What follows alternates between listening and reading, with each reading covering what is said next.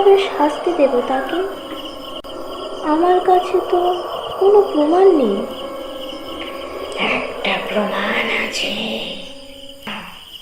তবে এইটুকু বলতে পারি, এই মন্দিরের যে পুরোহিত পূজা করতেন, সেই পুরোহিত কিছু জানতে পারে।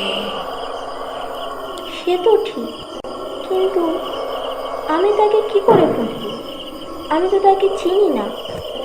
সে আমি জানি না, তুই কিভাবে খুঁজবি? আমার যেটুকু বলার আমি বলে দিয়েছি।